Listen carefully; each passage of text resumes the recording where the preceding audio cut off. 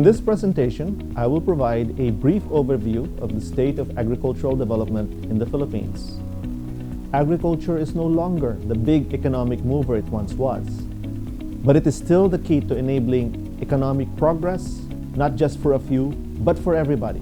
In 2018, the share of the poor in the population was down to 17%, but for farmers, the share was still 32%. Among fisherfolk, 26%. Eliminating poverty requires a higher standard of living for households who depend on agriculture. Over a quarter of the workers in the country were employed in agriculture in April 2020. But the sector produces only 9% of GDP in that year. A lot of workers end up producing just a small part of economic output, meaning they're less productive compared with their counterparts in industry and services. Agriculture is also important for ensuring our country's food security. Local farms and fisheries are the source of most of the food needs of Filipinos. The country is completely self-sufficient in cassava, sweet potato, milkfish, and tilapia, and nearly so for galunggong. And despite the recent controversy over rice and pork imports, more than 9/10 of rice and corn we eat is produced locally.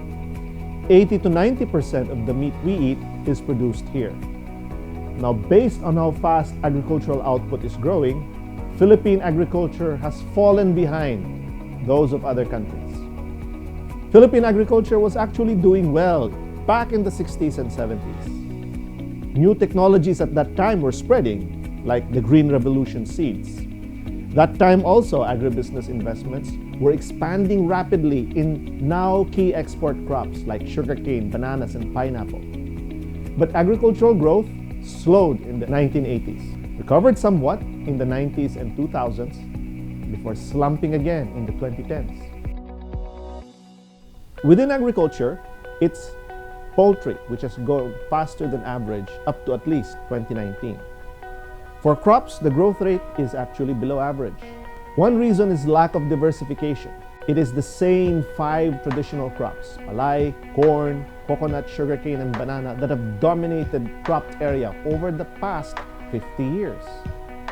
Meanwhile, the non-traditional crops, also known as high-value crops for good reason, because they earn higher value per hectare than the traditional crops. These are the kasoys, the cacaos, the abacas, the vegetables. As a whole, they have remained minor players in agriculture. Fisheries, meanwhile, worse than crops. Its output has been falling every year, almost from 2013 to 2018. Climate factors have contributed to the erratic trend in both crops and fisheries. For fisheries, there is an additional problem of decades of overfishing. Environmental factors and a dwindling natural resource base make farming and fishing risky activities. Livestock is not exempt from this, as African swine fever since 2019 has destroyed pig inventories and caused skyrocketing pork prices. Agriculture has mostly failed to capitalize on a lucrative export market. In contrast, our Southeast Asian neighbors have made agriculture their export winner. Even in 1997, agricultural exports in the Philippines was already behind at $2.3 billion, the $3 billion of Vietnam, the $8 billion of Indonesia, $13 billion of Thailand. These 3 countries still propelled their exports to greater heights. By 2017, Vietnam was now at $30 billion. Indonesia and Thailand at $30 to $40 billion per year. Philippines made it to $7 billion. Is this poor performance a result of low spending by government? Let's look at the numbers. In 2018, spending for agriculture by government was 143 billion pesos, equivalent to about 9% of agricultural output. This is even higher than the 7% share in 2017. Spending for agriculture rose further to 147 billion in 2020 before leveling off to 143 billion in 2021. However, despite years of high and rising budgets for agriculture, government programs have little to show for in terms of concrete outcomes. But the country continues to fall behind its neighbors in infrastructure investments.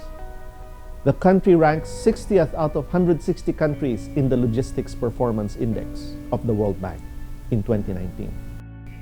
The physical land area of the country is large at 12 million hectares, but it is also limited. As population continues to grow, that means farm sizes have been shrinking. By 2012, farm sizes averaged only 1.29 hectares. Our fragmented farms have limited our farmers' incomes. On the bright side, RA 11321 or the Sagip-Saka Act promotes farmer and fisherfolk enterprises and offers a pathway towards clustering, consolidation, and partnership with private sector. Consistent with this, DA has identified clustering as its highest priority program. This attention to clustering by DA is strongly championed by its current secretary as part of the new thinking for leveling up agriculture. The new thinking is organized around 8 paradigms. The 8 paradigms are modernization with the latest technologies, such as sensor-driven pest surveillance,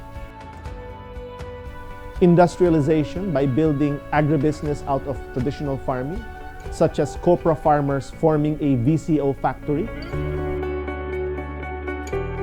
consolidation to realize economy scale, such as the block farms in sugarcane areas, aggressive development of infrastructure to plug logistical gaps, development of roadmaps to operationalize strategies and partnerships, budget to fund appropriate public sector priorities, and lastly, legislative support towards policy reforms.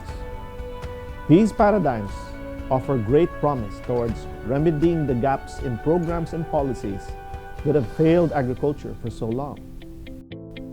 Cooperatives will clearly play a critical role in this leveling up.